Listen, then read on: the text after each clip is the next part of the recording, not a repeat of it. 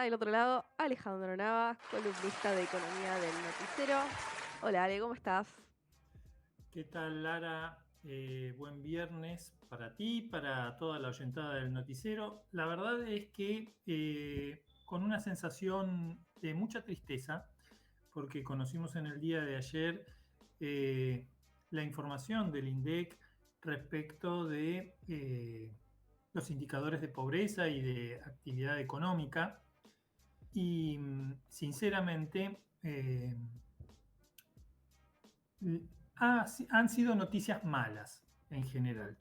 No es algo que nos sorprenda, no es algo que no esperáramos. Lo que es duro es plasmarlo en un papel, dejarlo por escrito y ver los números y las cifras de manera gráfica y contundente.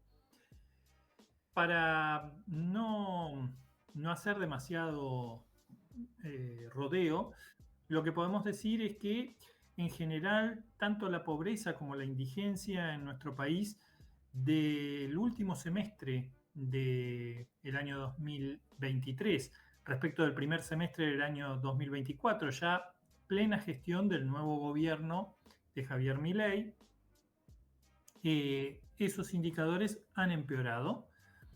Se pasó de una indigencia, de un índice de pobreza del 41,7% en el segundo semestre del 2023 a un 52,9%, casi 53% de las personas bajo la línea de la pobreza.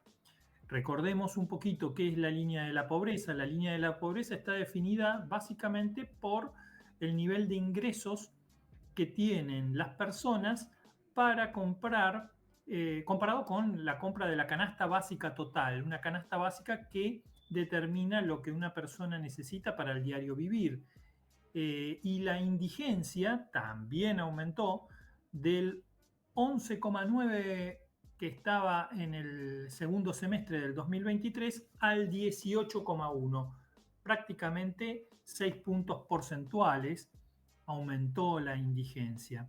Es decir, se incrementaron en un 50% los indigentes. Recordemos también cómo se define la indigencia. Se define también mediante la determinación de los ingresos que una persona debe tener para comprar la canasta básica alimentaria. La canasta básica alimentaria es aquella que contiene las calorías mínimas que requiere una persona para poder sobrevivir.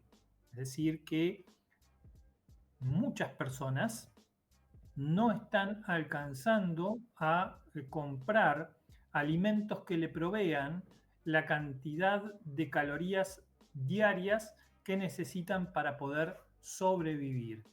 Esto en un país, reitero, productor de alimentos, realmente es una catástrofe.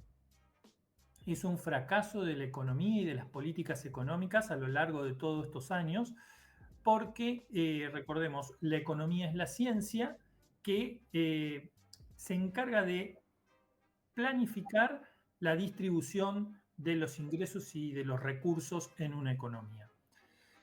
¿Qué pasó con respecto a los hogares? Bueno, los hogares pobres tienen ingresos en promedio de 407.171 pesos mensuales, en tanto que la canasta básica promedio alcanza los 709.316 pesos. Esto significa que hay una brecha que se ha ido incrementando, es decir, las personas pobres son cada vez más pobres y les va a costar mucho salir. No es un tema coyuntural, sino que es un tema que está comenzando a ser estructural, y esto es lo preocupante, más allá de que uno podría decir, bueno, estamos en una etapa en la cual hubo una recomposición de la economía, hubo un reseteo, hubo una devaluación, un incremento de tarifas,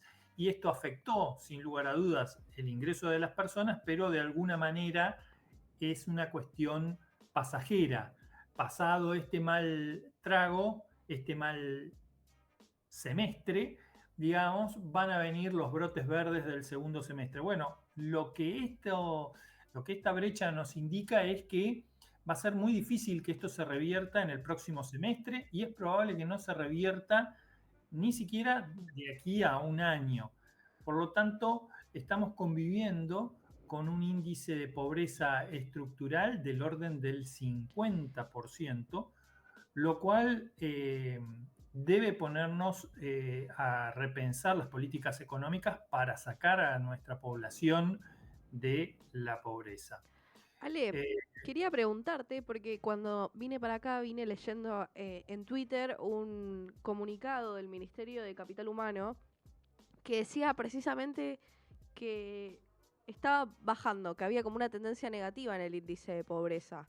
A ver, acá lo tengo para... Si bien el dato de pobreza para el primer semestre de 2024 publicado por el INDEC arroja un índice del 52% de la población, indican que la pobreza tuvo su pico máximo en el primer trimestre, alcanzando el 54 y comenzó a descender hasta el 51 en el segundo trimestre, mostrando una recuperación estimada del 3,8%. Se espera que esta tendencia continúe durante los próximos trimestres. ¿Cuánto de esto tiene de realidad? O sea, ¿están alterando los datos? ¿Es una visión como sesgada de los no, mira, datos? yo lo que estoy viendo es un montón de economistas que apoyan las medidas económicas de Milei y que componen el conjunto de asesores de Milei, que están tratando de, ante la contundencia de los malos números que está Mm, mostrando este primer semestre, brindar expectativas favorables o positivas para un segundo semestre. Es probable que dentro de este primer semestre de 2024 hayamos encontrado el pico máximo. Es más, según lo que está diciendo el Ministerio de Capital Humano, no lo registramos, no va a quedar registrado porque la medición de pobreza se realiza en forma semestral y el semestre arrojó un 52% de pobreza cuando, según Capital Humano y los datos que tienen relevados del primer trimestre, este índice fue mayor. Es probable que descienda de aquí a final de año, pero el descenso va a ser marginal. Realmente claro, no va a ser un descenso abrupto, significativo por lo que para... estamos, ni significativo, por lo que estamos viendo respecto de este dato que yo te estoy mencionando. Claro, Los ingresos en promedio de los hogares pobres han sido de 407.000 pesos, en tanto que, digamos, lo que se necesita para alcanzar la canasta básica es un ingreso de 709.000. Hay una brecha del 42%, es claro. decir, se tendrían más que duplicar los ingresos de las personas en hogares pobres como para que se revierta esta tendencia, cosa que no se está verificando en la realidad. Es cierto, sí, que los salarios en este momento, en algunos sectores, están recibiendo incrementos por encima de la inflación, pero eso no logra recuperar todo lo que perdieron en poder adquisitivo desde diciembre del 2023. Así que entiendo que estos twitters y estas informaciones son intentos por tratar de poner paños fríos a lo que es este índice de pobreza que es elocuente. Los números no mienten, INDEC no está mintiendo respecto de la información de pobreza que está relevando. Lo que me sorprende es la poca reacción De la del gente. gobierno en el sentido de proponer medidas que reviertan estos índices, esta realidad. No estoy viendo, no estoy notando en las políticas que lleva a cabo el gobierno nacional políticas tendientes a revertir este índice. Es más, eh, el gobierno está hablando de achicar aún más los ingresos, achicar más la producción económica, la producción de la economía. Mm. Y respecto de este tema, también el INDEC ayer reveló información respecto de la actividad económica. Y nuevamente lo que vemos es una fuerte caída en la actividad económica respecto de igual mes del año anterior. Es un 1%, 1,3% menor la variación económica de la actividad en julio del 2024 respecto de julio del 2023.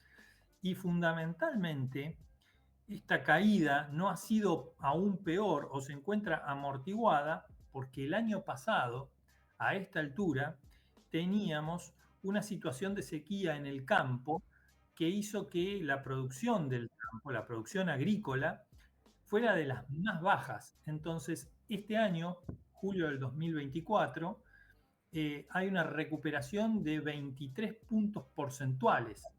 Pero esa recuperación de 23 puntos porcentuales respecto de julio del 2023 incluye la recuperación de la sequía. ¿Sí? Ujú. Luego, en industria y en comercio, lo que se registran son caídas del orden de, por ejemplo, en construcción del orden del 15%, en industria manufacturera del orden del 5%, y en comercio mayorista y minorista también el 5%. Es decir, todos los indicadores de la economía son de una economía que se encuentra a la baja, una baja que está provocada por el gobierno. Recordemos, en diciembre del 2023, Javier Milei anunció que sus medidas económicas iban a tender a un parate de la economía y a una situación de estanflación. Esto es, alta inflación con caída de la actividad económica. Bueno, se están dando esas circunstancias con una desaceleración en el ritmo de crecimiento de los precios, eso es cierto. ¿Por qué se da esta desaceleración? Por la caída de la actividad económica, pero no se ven factores que incidan en la reactivación de la producción. ¿Cuáles son las promesas del gobierno? ¿Qué es lo que yo estoy escuchando que el gobierno está diciendo? Bueno, está apostando todas sus fichas, para usar un término lúdico, a el RIGI, al régimen de inversiones de las grandes inversiones, al régimen de incentivo de las grandes inversiones, y que eso sea el motor movilizador de la economía. No, no, no se estaría vislumbrando eso. En Okay. esta semana hemos conocido también, por ejemplo, la política de desinversión de una de las petroleras más importantes del mundo, Petronas, que ha decidido retirarse de la Argentina. Y entonces me pregunto si los privados no realizan las inversiones que se requieren en la actividad económica, si no será tiempo de que el gobierno y Javier Milei revean esta idea de no intervención del Estado para incentivar las inversiones y sea el propio Estado quien tenga que realizar las inversiones. Por ejemplo, en materia de hidrocarburos, el Estado cuenta con una empresa de capitales estatales como es YPF, Yacimientos Petrolíferos Fiscales. Sí. Bueno, podría incentivar la exploración y la explotación a través de yacimientos petrolíferos fiscales. No creo que esa sea la política, al menos eso no es lo que está en los manuales de Javier Milei, pero tal vez estos números de la actividad económica y de los índices de pobreza le hagan rever sus ideales o sus principios. Sería tiempo por el bienestar de la población. Parece Y querer mantenerlos igual. sí, pareciera estar dispuesto a mantenerlos. Veremos ¿Hasta qué punto? cuánto incide el humor de la población respecto de su malestar en la cotidianeidad, digamos, en la economía de a pie, como para que se comience a revertir esta idea y estos principios y se ponga en movimiento la rueda de la economía. No pareciera ser el caso. No son alentadoras en este sentido las noticias. No. ¿Y sobre el presupuesto universitario se sabe algo?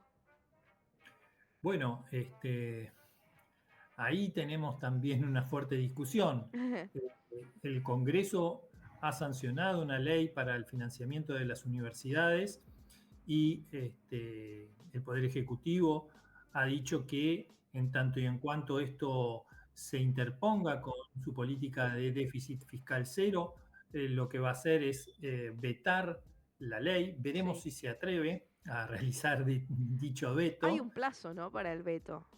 O sea, ¿puede hacerlo en cualquier momento o es como que tiene que ser dentro de los próximos días? Había Sí, hay escuchado un algo plazo de así. 10 días desde Ah, la ok. promulgación de la ley, pero más allá de que el veto se produzca el primer día de promulgación de la ley o el 10º día de promulgación de la ley, Ujú. creo que es un costo político muy importante que Sí. va a sufrir el gobierno de Javier Milei, y yo creo que está tratando de eh, morigerar las malas noticias. Esta, por lo pronto, es una muy mala noticia. Y por último, quería comentarte, desde esta columna hemos estado siguiendo las medidas que respecto de la reforma laboral se han realizado a partir de la sanción de la ley de bases. Ujú. Y en el día jueves, el día de ayer, también por la mañana se conocieron las reglamentaciones respecto de los despidos. Sí. Simplemente decir que el artículo 14 de la Constitución Nacional estaría poniéndole algún tipo de freno a esta reglamentación. Ujú. Ya no digo a la ley, ya digo a la reglamentación, porque la ley ha sido sancionada por el Congreso. Veremos en los próximos días si el tema se judicializa, pero por lo pronto decirte que se va a crear un fondo de desempleo. Todavía no está muy desarrollado cómo se va a realizar. Lo que se ha dejado de lado, o se ha descartado, es que sean las compañías de seguros quienes asuman ese rol. Se ha dejado más librado a la suerte de los sindicatos y del manejo de fondos fiduciarios que puedan llegar a constituir eh, grandes reservas de dinero que sirvan para financiar los despidos. Lo que también es una vergüenza es establecido el periodo de prueba en 6 meses, cuando era de 3 meses.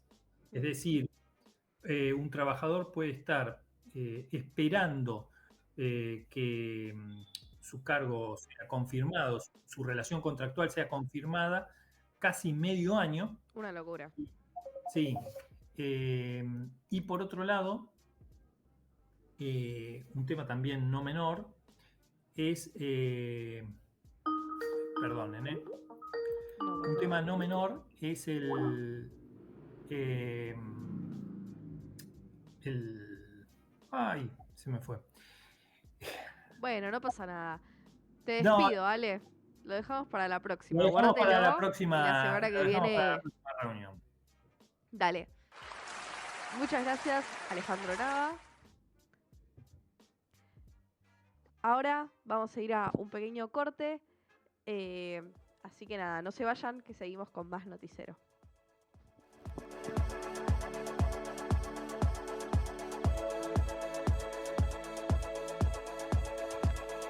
Una nueva edición de la FILBA con 15 invitados internacionales y más de 70 locales. Regresó el Festival Internacional de Literatura de Buenos Aires, también conocido como AFILBA, que se va a estar haciendo hasta el 29 de septiembre, con un día menos que en ediciones anteriores. El tema elegido para esta ocasión es el silencio, y por lo que contaban un poco, es como que lejos de ser un llamado a silenciarnos, es una búsqueda de aquel silencio que comunica, que dice, que calma y que permite poder escucharnos, porque estamos en una época de mucho ruido, de gritos, de opiniones sobre todo, de reproducciones de mentiras, y ese ruido no deja escuchar lo importante y no deja escuchar incluso lo que es peligroso. Incluso mañana, sábado 28 a las 18:30 en el Malva, 2 escritores van a estar conversando sobre la paradoja de escribir en silencio. Además del C3 y el Malva, el Filba está presente en otros puntos de la ciudad de Buenos Aires, como el bar Rodney de Chacarita, donde se va a estar haciendo la tradicional noche de poesía, coproducida con el ciclo Cicatrices, la capilla del Cementerio Británico, las librerías Mendel, Eterna Cadencia y del Pasaje, Microgalería, y el domingo se mudará distintos enclaves de la isla del barrio de Paternal, como la cervecería Filidoro, el Teatro Orfeo y Casa Gómez. El cierre va a tener lugar en el Centro Cultural 25 de Mayo, con una lectura de aterradores cuentos con comentarios de la propia autora tan aclamada, Mariana Enríquez. Y en esta edición también se volvió a convocar artistas, músicos y actrices, algunos de ellos escritores, además de lectores. Todas las actividades de Filba son con entrada libre y gratuita, pero sí algunas tienen aforo limitado, por lo que es importante chequear toda la información en el sitio web oficial del festival.